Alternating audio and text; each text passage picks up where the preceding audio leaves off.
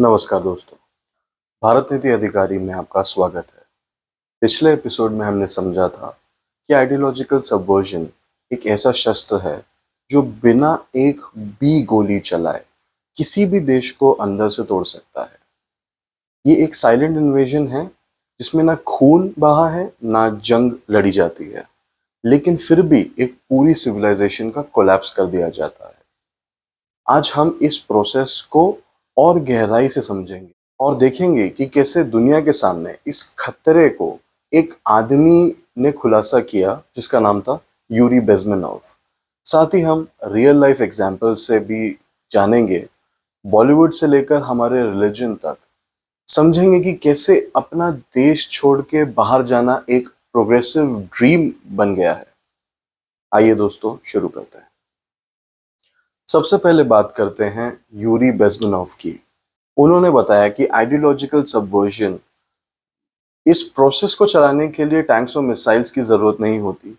सिर्फ एक जनरेशन के दिमाग को कंट्रोल कर लो और देश अपने आप ही कोलैप्स हो जाता है। यूरी ने इस प्रोसेस को 4 स्टेजेस में बताया। पहला स्टेज है डीमोरलाइजेशन।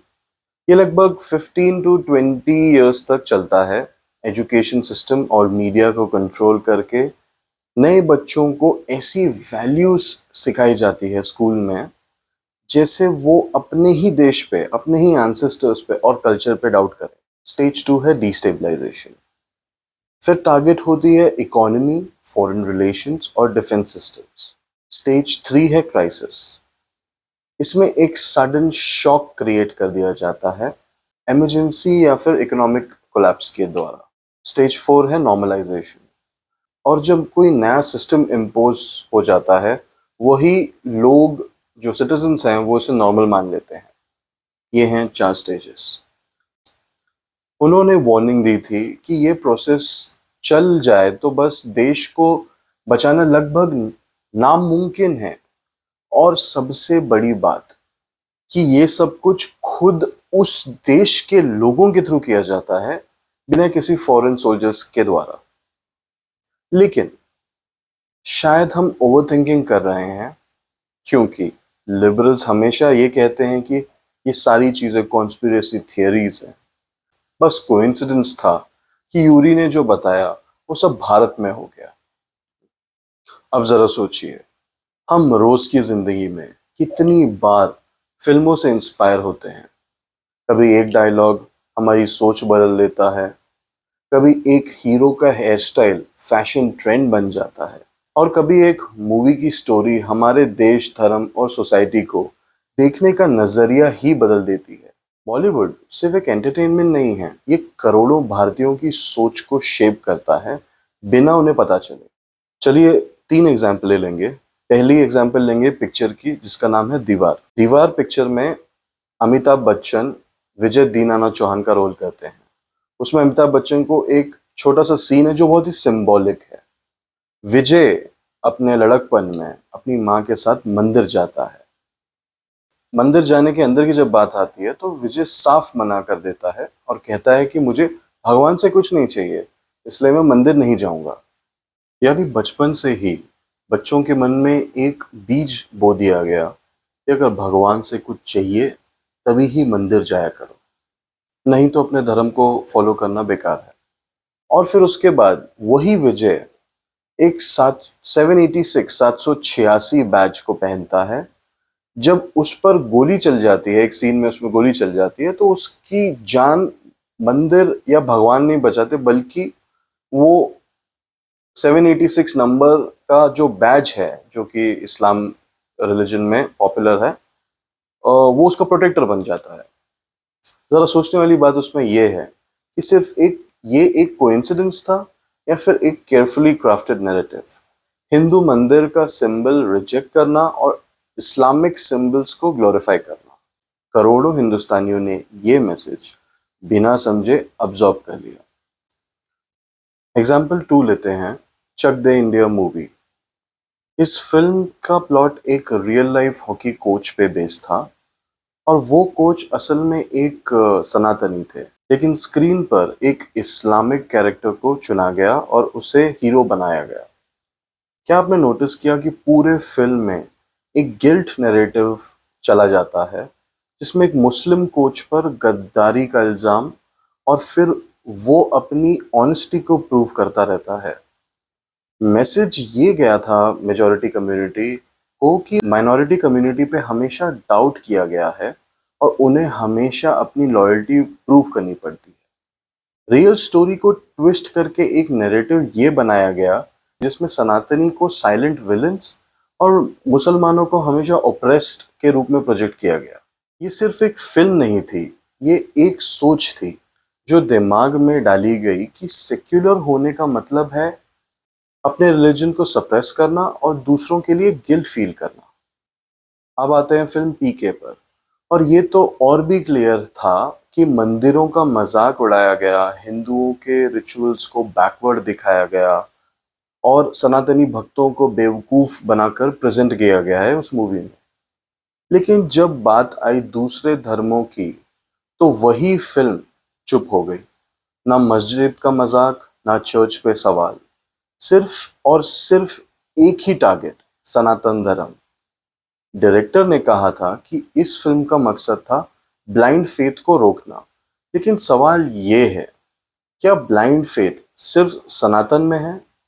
क्या सनातन इस दुनिया का इकलौता धर्म है जिसमें ऐसी प्रैक्टिसेस हैं, या फिर सनातन एक इजी टारगेट बन गया है क्योंकि हजारों सालों से इस धर्म पर हमले होते गए हैं और एक और बार अगर मजाक उड़ा दिया जाए तो क्या बड़ी बात हो जाती है इसमें, और दूसरे धर्मों को अनटच्ड ही छोड़ दिया गया। इसका मतलब क्या है? क्या वो धर्म परफेक्ट हैं, या फिर इन्हें टारगेट करने की हिम्मत नहीं है? और हाँ, बॉलीवुड तो सिर्फ एंटरटेनमेंट है ना। अगर आपको कुछ पैटर्न दिखे तो वो आपकी इमेजिनेशन है, क्योंकि फिल्मों में तो बस गाना शाना और हीरो हीरोइन होते हैं। दोस्तों, आइडियोलॉजिकल सबवर्जन का एक डेंजरस एंगल ये है कि धर्म के नाम पर सो कॉल्ड प्रोग्रेसिव मास्क, एक मुखौटा पहना दिया जाता है। देखिए कैसे एक सिस्टमैटिक नैरेटिव बना दिया गया। अगर आप मंदिर जाएं तो आप ऑर्थोडॉक्स हो, बैकवर्ड हो, ये बोल दिया जाता है। अगर आप पूजा पाठ करें तो आप रिग्रेसिव कहला दिए जाते हो, और अगर आप अपने देवताओं में श्रद्धा रखें तो आपको सुपरस्टिशियस या अनसाइंटिफिक कह दिया जाता है।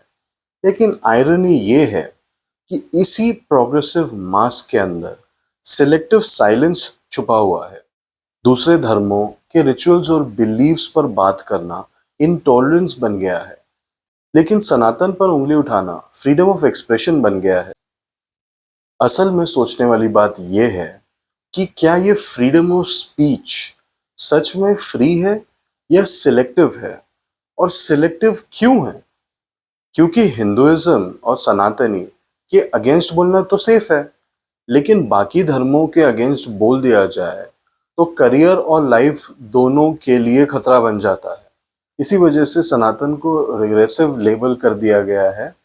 जो अपनी संस्कृति को फॉलो करता है उसे बैकवर्ड कैटेगरी में डाल दिया जाता है, और धीरे धीरे एक माइंडसेट बन गया है अपने ही धर्म पर उंगली उठाना प्रोग्रेसिव हो जाता है, और अपने रूट्स पर गर्व करना ऑर्थोडॉक्स हो जाता है।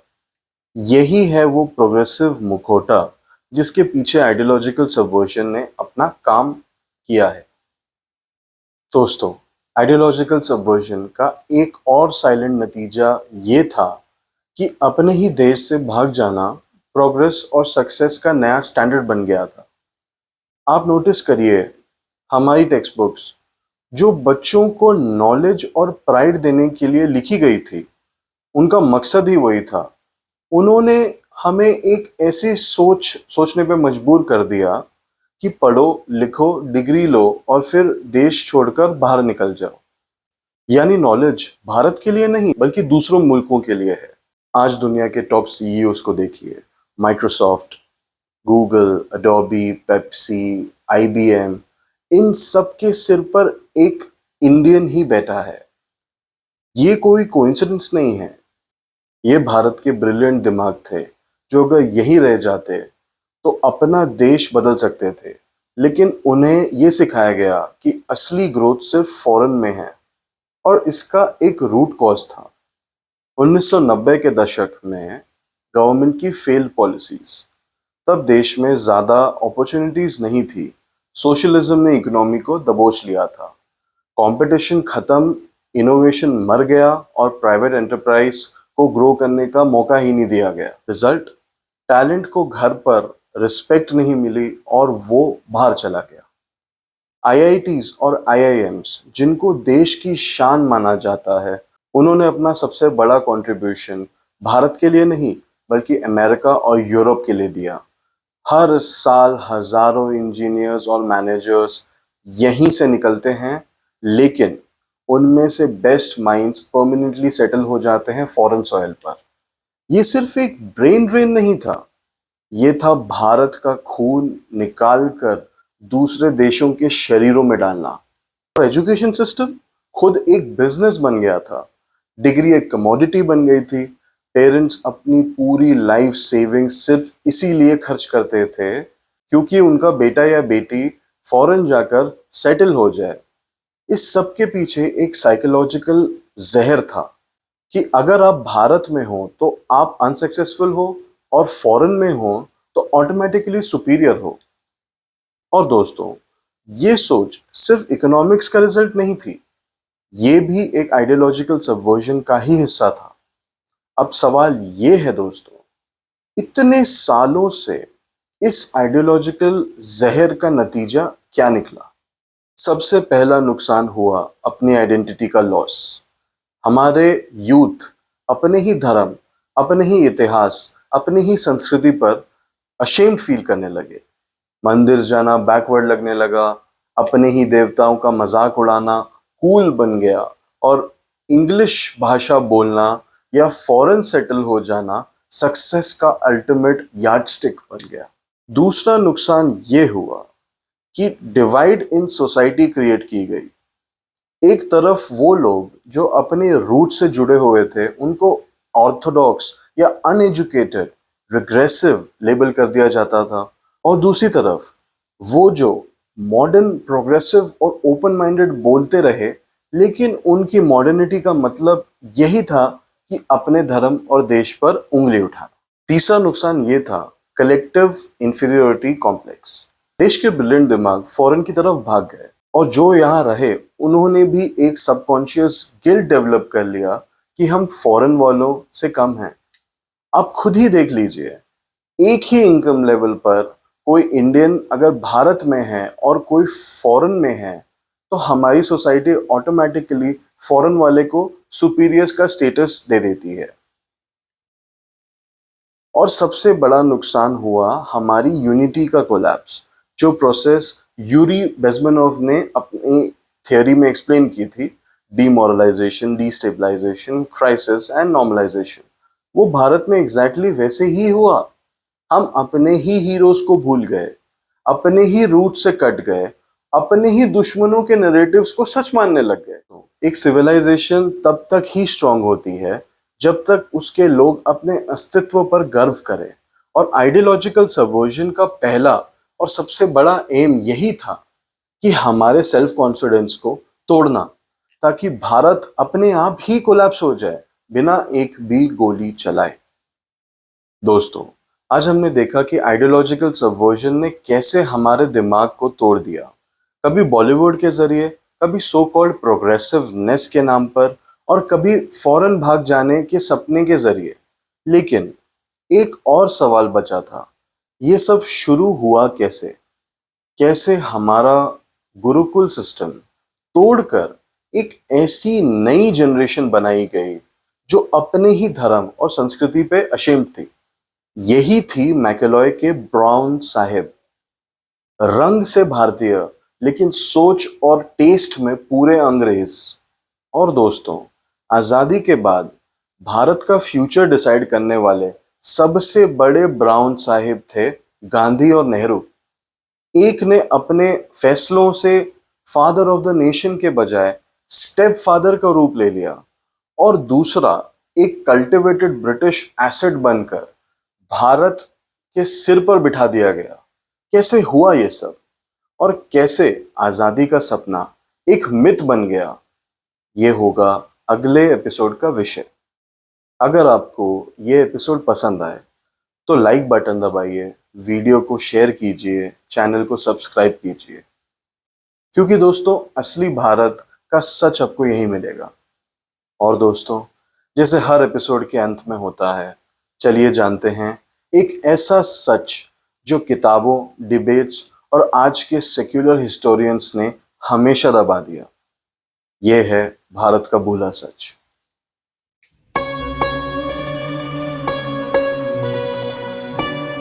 हमारे स्कूल की किताबों में बार बार लिखा गया है कि आर्यंस बाहर से आए थे। सेंट्रल एशिया से घुसकर उन्होंने भारत को सिविलाइज किया और असली नेटिव्स को पीछे कर दिया गया। इसे आर्यन इन्वेजन थियरी कहा गया था, लेकिन असली सच कुछ और था।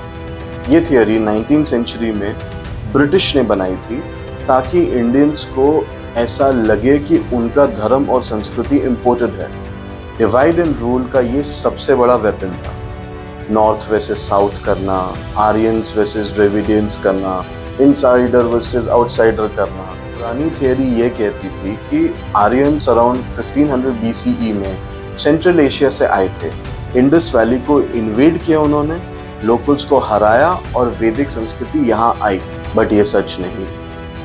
सच ये है कि जेनेटिक एविडेंस और रीसेंट DNA स्टडीज के द्वारा 2018 में हार्वर्ड और इंडियन रिसर्चर्स ने ये दिखाया है कि भारत की एंसेस्ट्री 20,000 साल से इंडिजिनियस है। इसका मतलब कोई मास माइग्रेशन या इन्वेजन का ट्रेस ही नहीं मिला। सरस्वती सिंधु, जो कि इंडस वैली सिविलाइजेशन कहते हैं, इसकी कंटिन्यूटी क्लियरली वैदिक ट्रेडिशन से जुड़ी हुई थी। Fire altars, symbolic motives, town planning exactly same. Rigveda के रेफरेंसेस सरस्वती रिवर भारत के फ्लोरा फाउना, भारत की जियोग्राफी से मैच करते हैं। सेंट्रल एशिया या यूरोप से नहीं। कोई आर्कियोलॉजिकल एविडेंस मिला ही नहीं जिसमें इन्वेजन के साइंस हो, लार्ज स्केल वॉर या वायलेंट डिस्प्लेसमेंट के प्रूफ हो।